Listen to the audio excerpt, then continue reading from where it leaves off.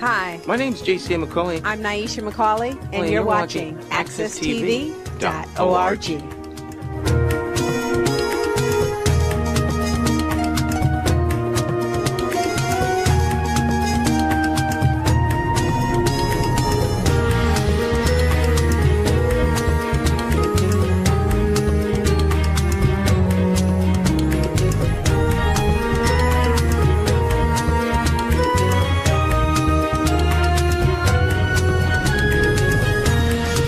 Welcome back to Miss Cleo's Storytelling Corner.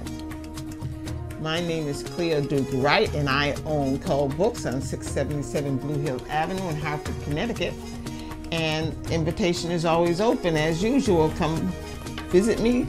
Let's sit down and talk. Talk books, have a cup of coffee or a snack or something, and just shoot the breeze. Today,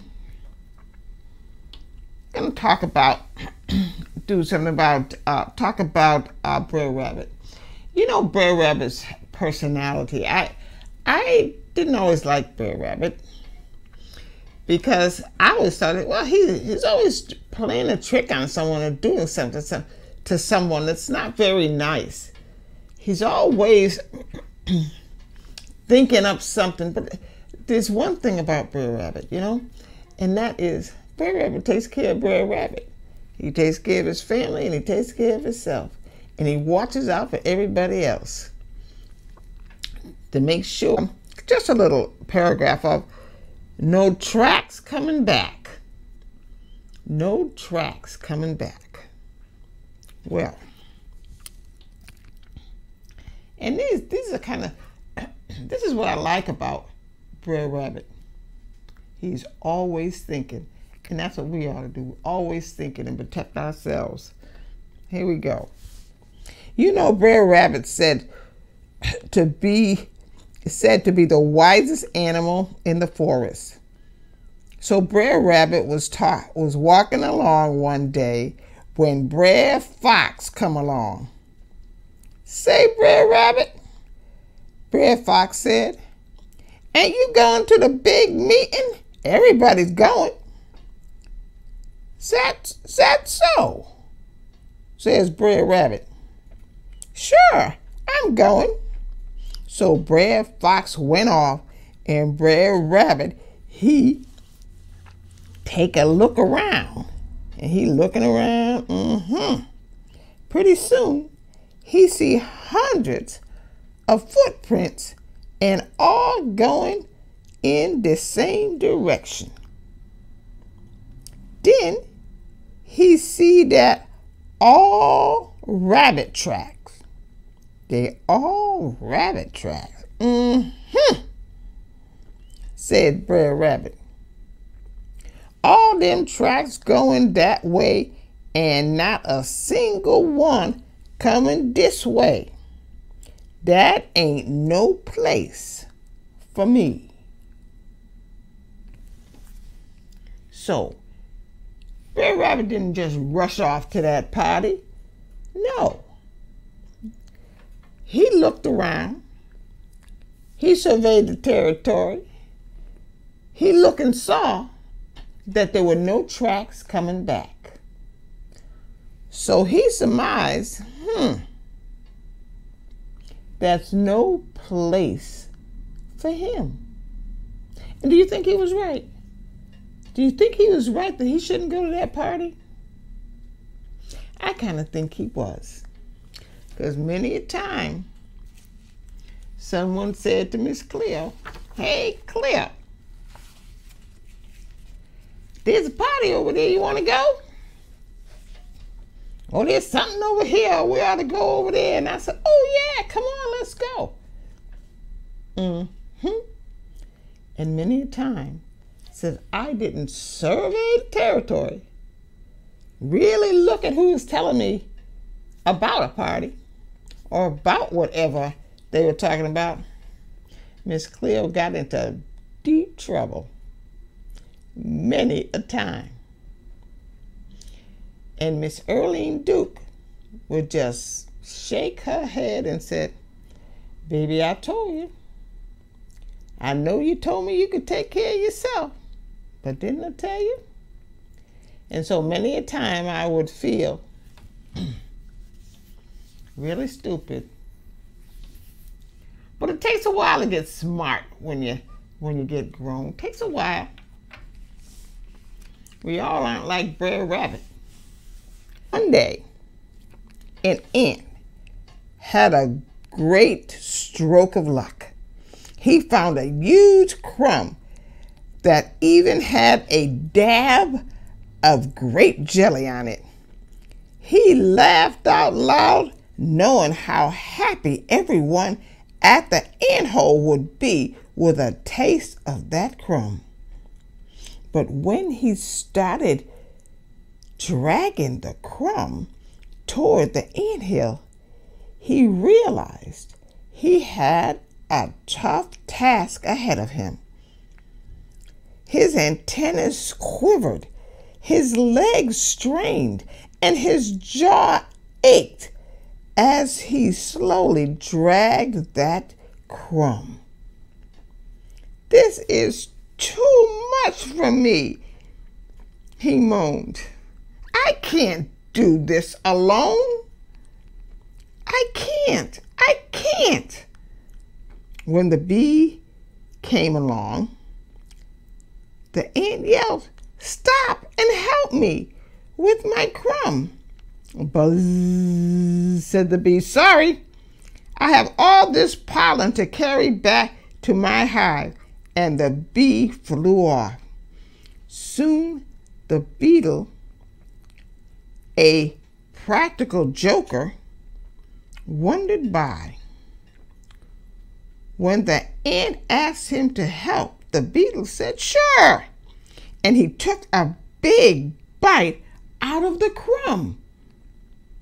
"I made it lighter for you, didn't I?" And he hooted, walking away. The ant stood there fussing and fuming, and oh, he was so angry. How could this happen? A spider had been watching the whole thing from her web up in the tree. She'd heard enough of the ants. I can't. She spun a thread down to where the ant was. "I'm going to solve your problem," she said. "I'm going to wrap this crumb up and take it home to my children," she said, starting toward the crumb. "You can't do that." "Not with my crumb," the ant yelled, furious. The ant grabbed the crumb and pushed and pulled and shoved and hauled. Before he knew it, he stood at the opening of the anthill and the crumb beside him. When the spider saw him there, she winked at him and said, "See, I knew it. You can do a lot more than you think you can. And you know what?" says the storyteller, pointing to the audience, and I'm pointing to you. "I bet you can too. I bet you can do a lot more than you think you can. Just keep pulling it and pushing and shoving till you get to where you want to go." And right now, we're going to go on commercial, and I will be right back for our next segment. Be right back.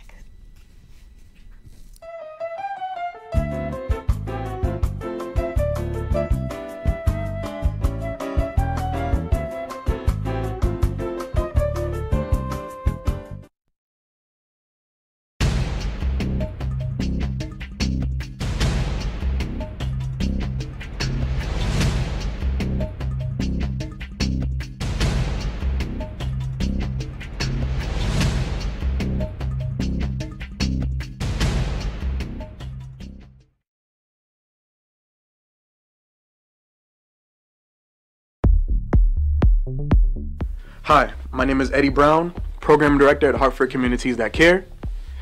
I've been in the field of youth development and mentoring for the past 5 years, serving children, youth, young adults, and families. It has been an amazing experience since I have been on board with HCTC to help make a difference in the lives of our youth. Throughout my experiences, I've learned the importance of a good mentor, which is simply being the adult that has time for a child, who cares about that child, and who believes in that child. Here's a few points. Allowing the youth to understand their full potential, respects cultural differences, providing the prolonged relationship which helps the youth as they go through life, listens well, is stable, is a positive role model, nurtures a positive relationship that respects the mentee, reinforces mentee's success, shares decision making with mentee, and last but not least, passion, wanting to make a difference. Practicing and applying these skills have been very vital in all the work I do to help assist and coordinate in the programs and services we offer at HCTC. I thank you for your time, and for all the mentors and role models out there, let's continue to be the change.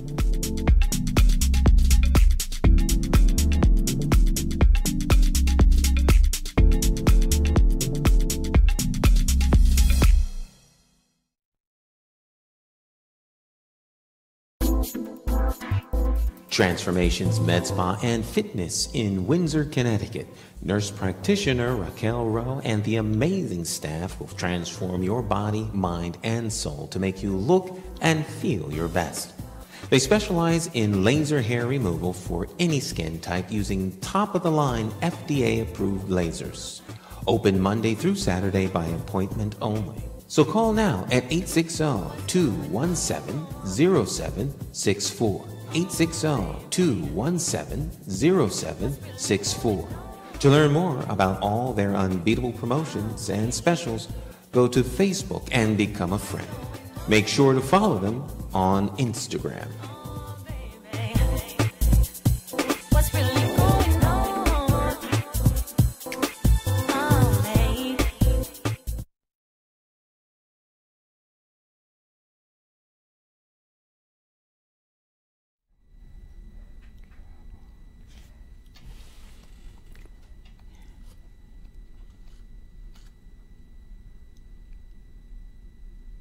Am I on? Yes, ma'am.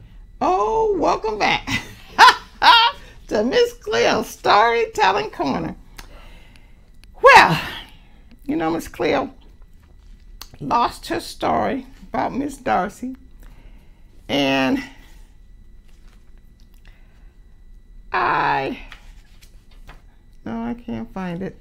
I can't find it. So what I'm gonna do is go on faith. You know how to go on faith? You ever go on faith? Okay. What I'm going to do is, I'm going to open this book and I'm going to tell a story.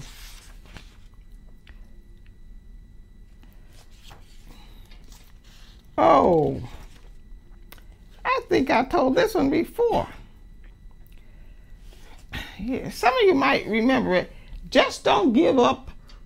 Just don't never give up on love. And that is true, true, true, true. Don't ever give up on love. Feeling tired that day, I came to the park with the children.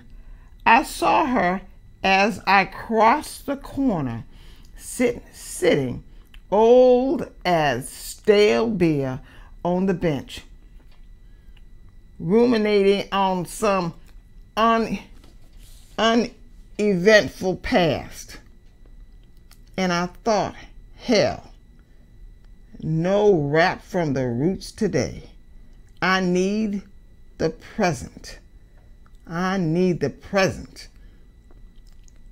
On this day, this Monday, this July day, buckling me under her summer wing, I need more than old words from my body to squeeze into. I sat down at the far end of the bench, draping my legs over the edge, bearing my back to time and time unwell spent. I screamed to the children to watch those curves threatening their youth as they rode their 10-speed bikes against the Midwestern rhymes. I opened my book and began to write. They were coming again, those words insistent as his hands had been, pounding inside me, demanding their time and place. I relaxed as my hands moved across the paper like one possessed. I wasn't sure just what it was I heard. At first I thought it was one of the boys calling me, so I kept on writing. They knew the routine by now. Emergencies demanded a presence, a facial confrontation, no long-distance screams across the trees and space and other children's screams. But the sound pierced the pages, and I looked around, and there she was, inching her bamboo-creased body toward my back, coughing a beaded sentence off her tongue. Guess you think I ain't never loved, huh? Huh, girl? Guess that's what you be thinking, huh? I turned startled by her closeness and impropriety. I shuddered. What? What do you mean? Well, gal, guess you think I've been old like this forever, huh? She leaned toward me. Huh? I was so pretty that men's brought me breakfast in bed. I wouldn't let me hardly do no work at all. That's nice, ma'am. I'm glad to hear that. I returned to my book. I didn't want to hear about some ancient love that she carried inside her. I had to finish a review for the journal. I was already late. I hoped she would get the hint and just sit still. I looked at her out of the corner of my eye. He could barely keep himself in changing clothes. But he was pretty. My first husband looked like the sun. I used to say his name over and over again till it hung from my ears like diamonds. Has you ever loved a pretty man, girl? I raised my eyes, determined to keep a distance from this woman disturbing my day. No, ma'am, but I've seen many a pretty man. I don't like them, though, 'cause they keep their love up high in a linen closet, and I'm too short to reach it. Her skin shook with laughter. Girl, you got some spunk about you.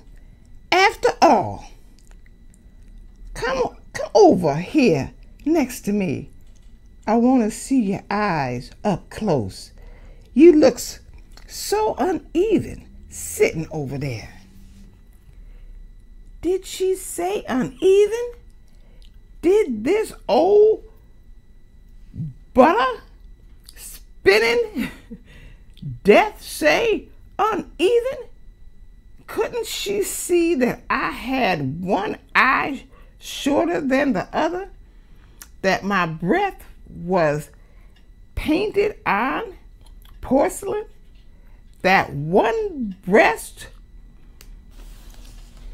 crocheted crocheted colloid under this white blouse? I moved toward her, though. I scooped up the years that had stripped me to the waist and moved toward her. And she called to me to come out. Come out, wherever you are, young woman, playing hide and go seek with scarecrow men. I gathered myself up at the gateway of her confessionals. Do you know what it means to love a pretty man, girl? She crooned in my ear. You always running behind a man like that, girl. While he cradles his privates, ain't no joy in a pretty yellow man, 'cause he always out pleasuring and giving pleasure. I nodded my head as her eyes sailed in my ear. Here was the pulse of a woman whose black ass shook the world once. She continued, a woman crying all the time is painful, pitiful, I says. I was pitiful, sitting by the window every night like a cow in the field chewing. Uncut, I wanted to cry out, but not even God himself could hear me. I tried to cry out till my mouth was split open at the throat. I pause there is a time, I pose there is a time all women has to visit the slaughterhouse. My visit lasted 5 years. And I'm going to stop there and we're going to go on another break and I'm going to be right back to Just Don't Never Give Up on Love. Clean, fresh, fun. eBay. eBay's line of moisturizers and cleansers are my secret for healthier, younger looking skin every day. It's moisturizing care that lasts all day. Just right for every age and every skin type. eBay Microderm Cleanser gently cleans and nourishes your skin, while eBay Hand and Body Lotion provides deep, long-lasting moisture. They work together to keep your skin looking clean, healthy, and younger at home or on the go. No matter what your age or skin type, eBay's all-natural blend of vitamins, extracts, and emollients will moisturize, soothe, and soften your skin. And for a limited time, bring out the beautiful, healthy-looking you for only $29.99 with eBay Microderm Cleanser and Hand and Body Lotion. Pamper your skin today, the eBay way. Call 860-724-0606 or stop by our salon, Albany Avenue, Hartford. Welcome back to Miss Cleo's Storytelling Corner, and we're going to continue with Just Don't Never Give Up on Love. And this young woman, she's sitting on the bench with this older woman, and she just wants to do her work. She don't want to be bothered. But there's something in her that the old woman sees, and she kind of starts telling her about her life. And the younger woman, of course, she just wants to hear it. She don't want to hear this. But the older woman insists that she does hear it. And so she asks the younger woman to come closer to her on the bench so she could hear what she has to say. And touching her hand, I felt the summer splintering in prayer. Touching her hand, I felt my bones migrating in red noises. I asked, when did you see the butterflies again? Her eyes wandered like quicksand over my face. Then she smiled. Girl, don't you know yet that you don't never give up on love? Don't you know you has in you the pulse of winds, the noise of dragonflies? Her eyes squinted close, and she said, one of them mornings, he woke up calling me, and I was gone. I was gone running with the moon over my shoulder. I looked no which way at all. I had inside me no knives and spoons to cut, scoop out the night. I was trembling as I met the morning. She stirred in her 84-year-old memory. She stirred up her body as she talked. There's men and there's men's. Some good, some bad. Some breathing death, some breathing life. Walter was my beginning. I come to my second husband spitting metal, and he just picked me up and folded me inside him. I was Christian with his love. I was christened with his love. She began to hum. I didn't recognize the song. It was a prayer. I leaned back and listened to her voice rustling like silk. I heard cathedrals and sonnets. I heard tents and revivals and a black woman spilling black juice among her ruins. We all gotta salute death one time or another, girl. Death is waiting outdoors, trying to get inside. William died at his job. Death just turned round and snatched him right off the street. Her humming became the only sound in the park. Her voice moved across the bench like a mutilated child. And I cried for myself, for this woman talking about love, for all the women who have ever stretched their bodies out, anticipating civilization and finding ruins. The crushing of the bikes was anticlimactic. I jumped up, rushed toward the accident. Man, little man, where are you bicycling to so very fast? Man, second little man, take it slow. It all passes so fast anyway. As I walked the boys and their bikes toward the bench, I smiled at this old woman waiting for our return. I want you to meet a great lady, boys. Is she a writer too, Ma? No, honey. She's a lady who has lived life instead of writing about it. After we say hello, can you ride a little while longer, please? Okay. But watch your manners now and your bones afterwards. These are my sons, ma'am. How you do, sons? I'm Miss Rosalie Johnson. Glad to meet you.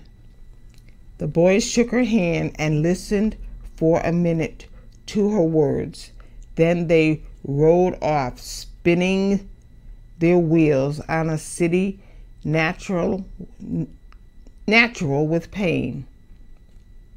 As I stood watching them race the morning, Mrs. Johnson got up. Don't go, I cried. You didn't finish your story. We'll talk by and by. I sitting here one day as good a place as any, I imagine. May I hug you, ma'am? You've helped me so much today. You've given me strength to keep on looking. No, don't never go looking for love, girl. Just wait. It'll come like the rain falling from the heavens. It'll come. Just don't never give up on love. We hugged then. She walked her 84-year-old walk down the street. A black woman, echoing gold, carrying couplets from the sky to crease the ground. We don't always want to listen to older people. I hope I read that story all right. I got a little this and that. But, we do need to listen to older people. Their stories are wonderful. And we learn from them. We certainly learn from them. And this story was written by Sonia Sanchez. And I can relate to the story. And so could a lot of other people relate to the story. I would be the old woman in this story. I would love to meet a young woman sitting on a park bench that I could help get through her day, knowing that I've been through the same thing she's been through, and now I'm going to tell you how to get through it and how to survive it. Women, we need to help each other. People need to help each other. So don't always toss the old ones away. They got plenty to say and plenty to teach you. Now it's time to say goodbye for this week. I hope you enjoyed the stories. Maybe next week I'll be a little more organized and won't lose my story. But I hope you enjoyed the one I told. And for right now, read a little, write a little, dream big, and I will see you next week.